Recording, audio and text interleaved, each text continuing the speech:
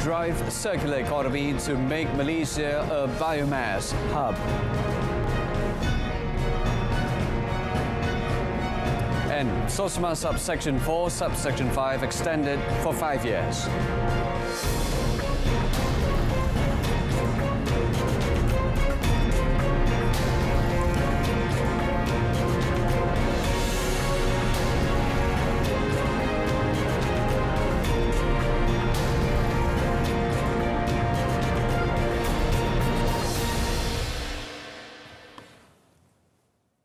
Malaysia has the potential to become a biomass hub through the development of circular economy.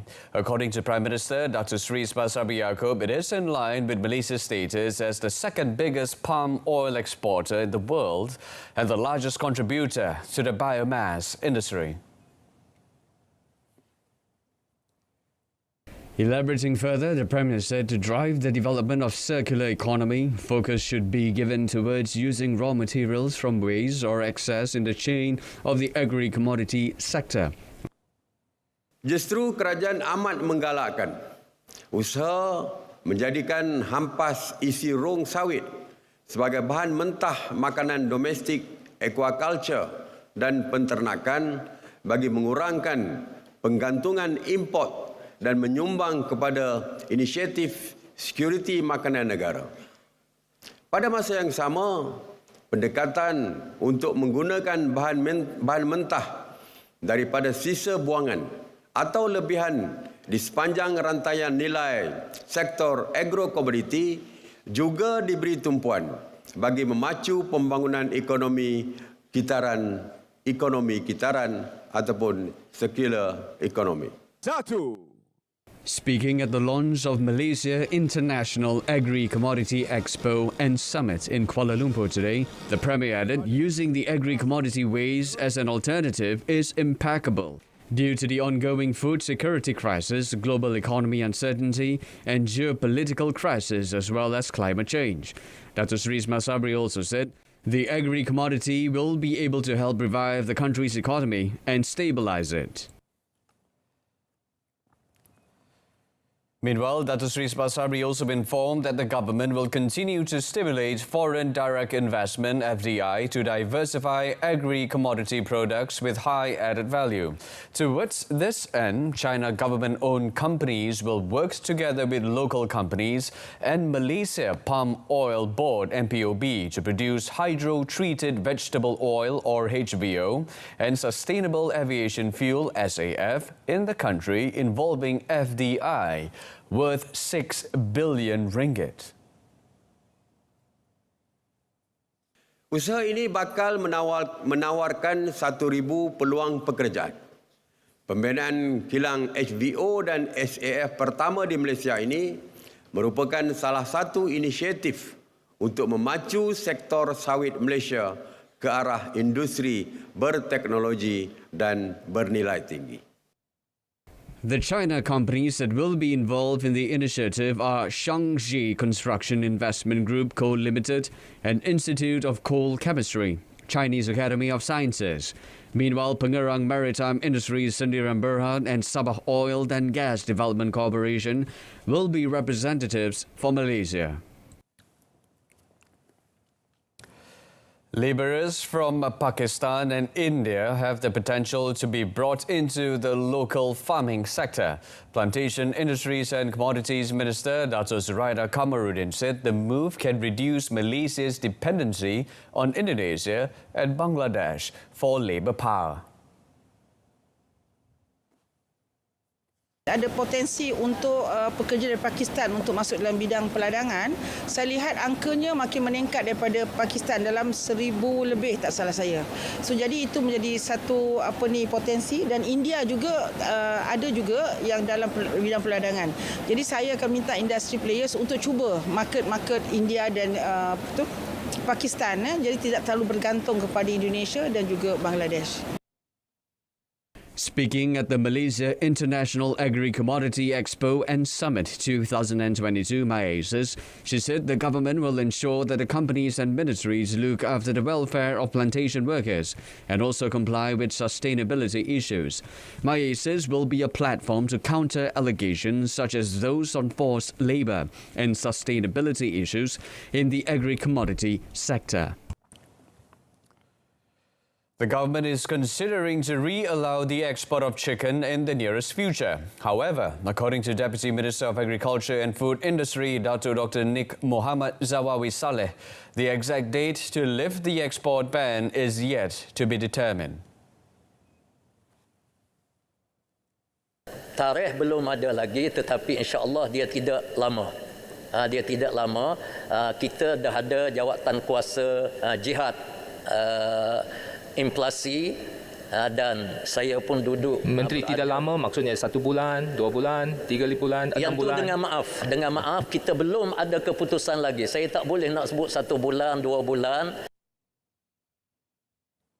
The chicken export ban was enforced since the 1st of June and it is a temporary measure to stabilize the domestic chicken supply. However, there is no timeline set to lift the ban.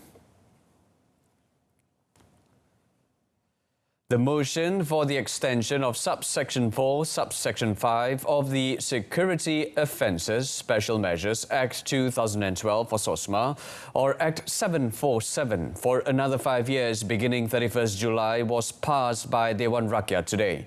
The motion tabled by Home Minister Dr. Sri Hamzah Zainuddin was approved in a block vote which saw 111 members of Parliament agreeing while 88 disagreed with 21 absent.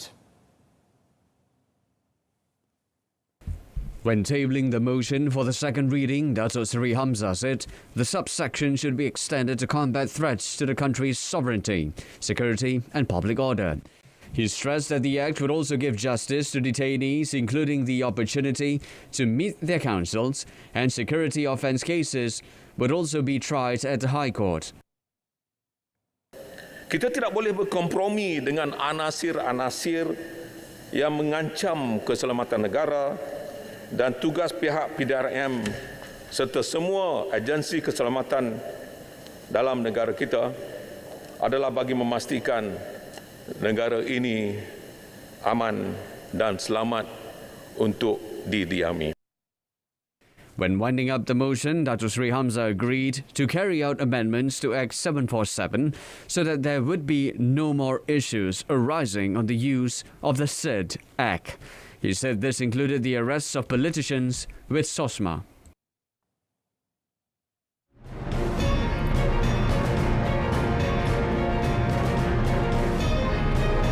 Still to come, domestic activities, external demand support economic recovery. Stay with us. Malaysia's economy is firmly on a recovery path, supported by domestic activities and positive external demand. According to Bank Negara Malaysia BNM Governor Tan Sri Nur Syamsiah Mohamad Yunus, the economy is expected to grow steadily this year and in 2023.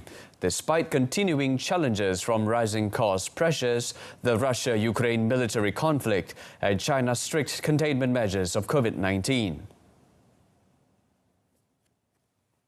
In her keynote speech at the 12th International Conference on Financial Crime and Terrorism Financing 2022 in Kuala Lumpur today, she said Malaysia is benefiting from strong demand for the country's exports, especially electrical and electronics, as well as commodity-based products and the diversified export products. Based on observation, Bank Negara is also seeing increased strength in domestic demand, domestic spending, particularly consumers' expenditure, of which retail sales, debit card transactions and consumer goods imports have exceeded pre-pandemic levels. On rising prices, Tan Sri Nur Syamsiah emphasized that the current situation is a global phenomenon and Malaysia is impacted due to the indirect effect of high global commodity prices, as they are the key driver for the rise in producer input costs. The Ministry of International Trade and Industry (MITI) has maintained this year's domestic direct investment DDI target at 97.9 billion ringgit, which is the same as in 2021. In the first quarter of this year alone, the DDI recorded stands at 15 billion ringgit. MITI Senior Minister Datuk Seri Muhammad Azmin Ali is optimistic that Malaysia will be able to repeat the success and maintain the positive momentum. Towards achieving this, the government is committed toward expanding the involvement of small to medium enterprises (SMEs) in digital initiatives. Incentives have been provided by the government, including the Smart Automation Grant, which SMEs are encouraged to grab the opportunity to take advantage of.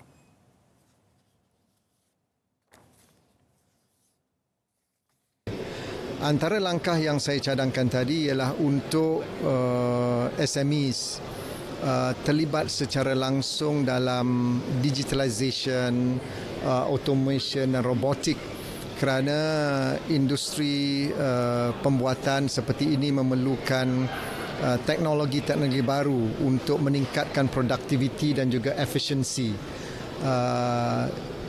Dan saya lihat sudah ada kesungguhan. Now, the government is actively monitoring illegal activities that have led to revenue leakages such as smuggling, with the effort spearheaded by a multi-agency task force, as well as the National Anti-Financial Crime Centre (NFCC). Speaking at the annual meeting of the Asia-Pacific Group on Money Laundering (APG) in Kuala Lumpur today, Finance Minister Tengku Datuk Seri Zafrul Tengku Abdul Aziz said, in particular, there is an ongoing project to recover 5 billion ringgit within 5 years of loss of revenue arising from the smuggling of cigarettes and liquor. Overall, I would like to stress that these commitments across the government agencies are bearing fruit.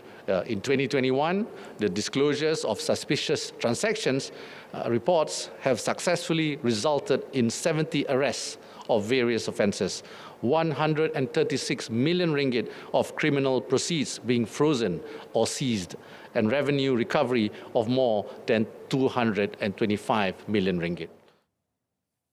He noted that the World Governance Indicator also shows that Malaysia has improved its percentile ranking from the past 10 years in the voice and accountability, regulatory quality, rule of law, and control of corruption dimensions. Recognizing the importance of a whole-of-government approach, the minister said the government has expanded its National Coordination Committee to counter money laundering to 17 agencies and ministries, without which effective anti-money laundering, countering financing of terrorism efforts in Malaysia will not be possible. The Ministry of Tourism, Arts and Culture (MOTAC) has revoked licenses from 8 companies after they were found to have committed multiple violations under the Tourism Industry Act 1992. Its Minister, Datuk Seri Nancy Shukri, said MOTAC will always work together with Tabung Haji to mobilise a more proactive enforcement to prevent fraud cases involving Hajj pilgrims. She added another company is facing the probability of having their license suspended for being suspected to be involved in the recent Furada visit fraud. Maka kita ada peruntukan di bawah Seksyen 5(2) dan ada juga 5 dalam kurungan 2 ya.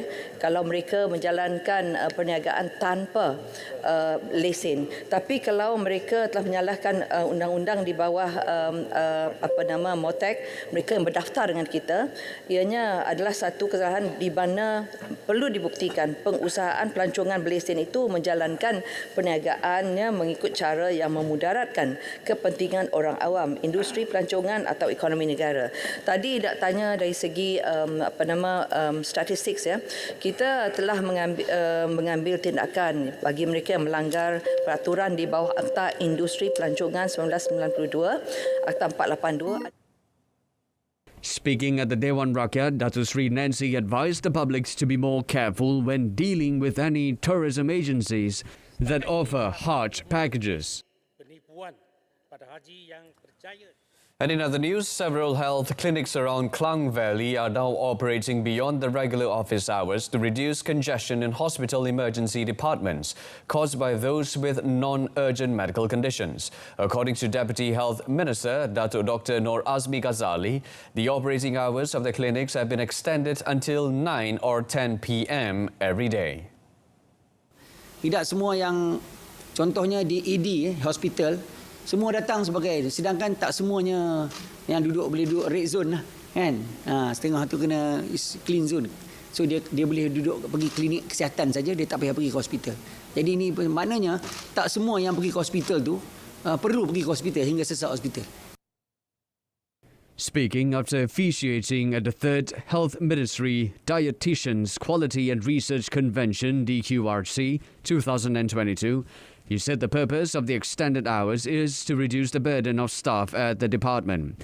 The extended hours will continue as needed, and this had been implemented before but was stopped due to the COVID-19 pandemic.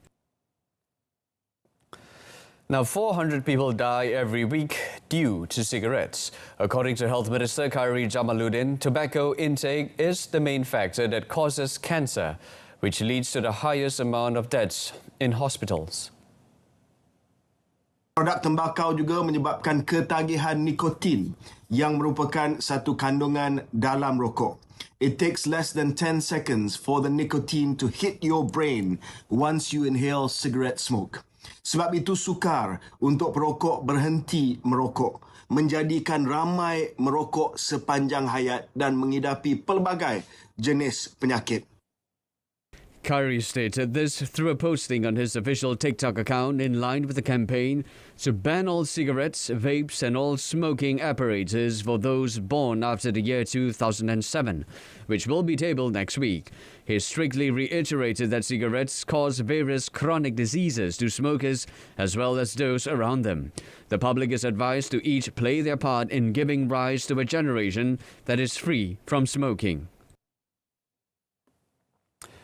Also in other news, Opus consultant Sindiran Berhad, which has executed more than 100 billion ringgit worth of projects in the last 30 years, has been conferred the Institute of Engineers Malaysia IEM 2022 award for contributions to the country's engineering industry during IEM's 63rd annual dinner and awards night in Bandar Sunway, Selangor. The prestigious award, which was categorized under asset management industries, was accorded under stringent ratings and judging by IEM on the company's capabilities, its significant contributions to nation building and progress in engineering covering 3 decades.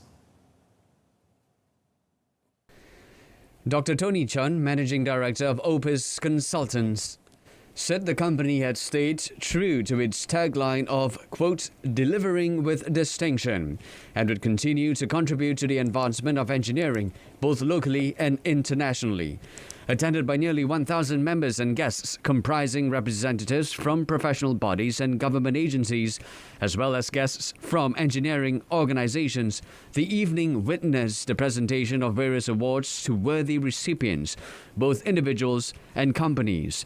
The event also saw the installation of its first women president, Professor Dr. Nurlida Binti Buniyamin, and the election of new council and executive committee lineup for session 2022-2023.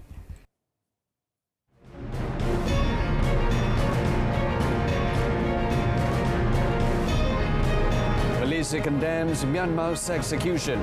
There are more coming up in the foreign segment.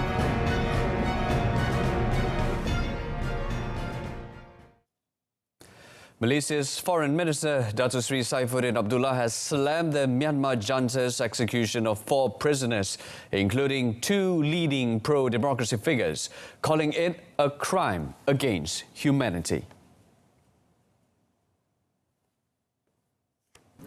We condemn the action by the junta to execute the 4 activists. We feel that this is a crime against humanity. I believe the foreign ministers, when we meet in Phnom Penh on the 3rd of August, will look into this. And just about a week before the ASEAN foreign ministers meeting in Phnom Penh. So we look at it that as if the junta is making a mockery of the 5-point consensus, and I think we really have to look at this very, very seriously. Speaking to the press in Kuala Lumpur today, Dato' Sri Saifuddin also urged ASEAN to engage with the National Unity Government (NUG), as well as the National Unity Consultative Council (NUCC) to address the matter. Myanmar's execution of 4 prisoners, including a former member of Aung San Suu Kyi's party, is highly reprehensible, said the chair of a regional bloc leading diplomatic efforts to resolve the post-coup crisis. Cambodia, which currently heads the Association of Southeast Asian Nations, ASEAN, said the bloc was extremely troubled and deeply saddened by the executions, Myanmar's first in decades.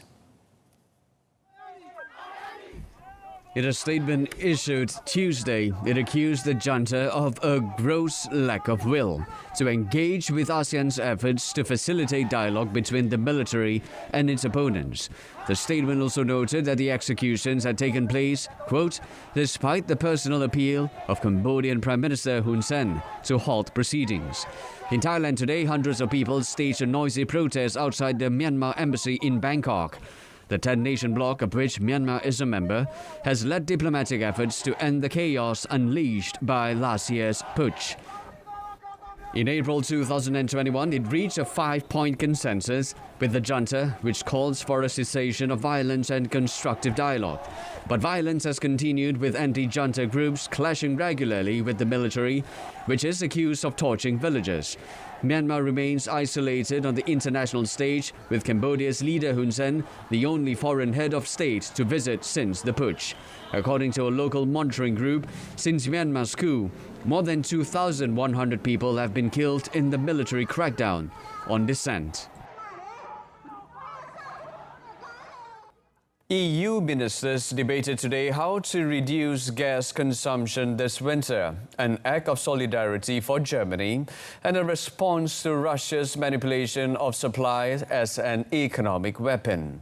The plan under discussion in Brussels could see exceptions and carve-outs as European Union countries blanched at making too deep a sacrifice for Berlin and a few landlocked member states. Germany, the EU's economic powerhouse, is hugely dependent on Russian gas and remains at the mercy of the supply from Gazprom for the years still needed to find alternative sources.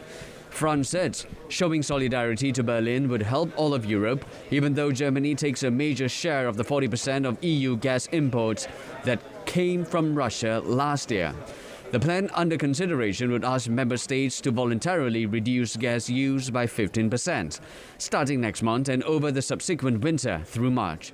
Czech Industry Minister Josef Sikela, whose country holds the rotating EU presidency, said the plan would deliver a strong answer to state-run Gazprom's plan to cut gas deliveries to Europe. Sikela said Russian President Vladimir Putin will continue to play his dirty games in misusing and blackmailing gas supplies.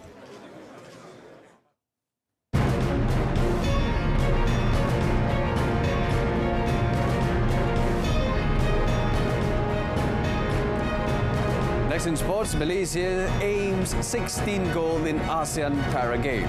Stay with us.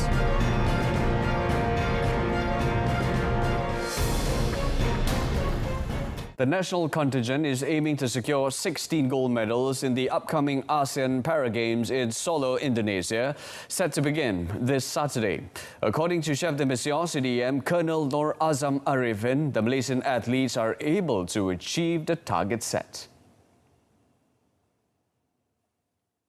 Saya rasa sasaran itu adalah realistik kerana kita bawa juga nama-nama besar dalam sukan ini.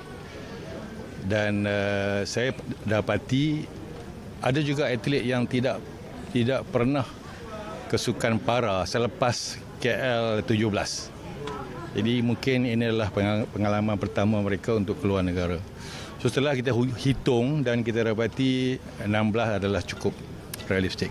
InsyaAllah dengan semangat yang ada pada mereka, kita akan capai sekurang-kurangnya 16 yang kita sasarkan. Colonel Nur Azam said this at Kuala Lumpur International Airport, KLIA, before departing to Indonesia with the national para contingent. He said all 72 athletes have made their preparations and ready to display their best performance in solo. Back in 2017, the national para contingent managed to secure 90 golds, 85 silvers and 83 bronzes, thus reaching the second place overall behind Indonesia, who won 126 golds, 75 silvers and 50 bronzes. Meanwhile, shot put champion Muhammad Ziad Zulkifli has expressed his excitement and confidence to win gold in the event. The 32-year-old Paralympic gold medalist said he wants to break the ASEAN shot put record, which he currently holds. Macam saya sendiri, saya nak cuba tengok jarak saya nak buat yang jarak balingan saya yang terbaik. Okey, untuk kalau saya punya best untuk para ASEAN ni, saya buat pada tahun 2017 di KL, jarak dalam 16.8 kemungkinan sini saya nak buat 17 meter. So better daripada result last year. Kita buat yang terbaik di sini, itu lah di Solo, untuk menjadikan benda jarak tu lebih better the next game nanti.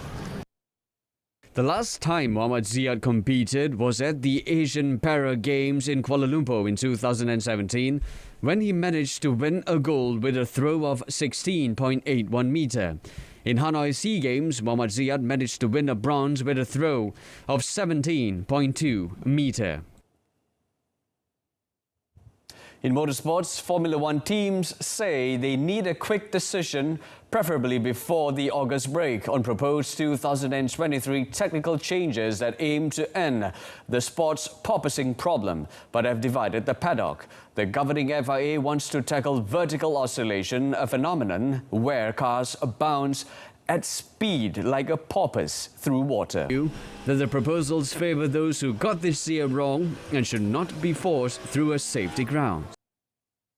That ends News at 10, wrapping up with a reminder of our top story: drive circular economy to make Malaysia a biomass hub. Join us for more updates at 12:30 p.m. tomorrow. Till then, it's lights out. I'm Brenda Paul.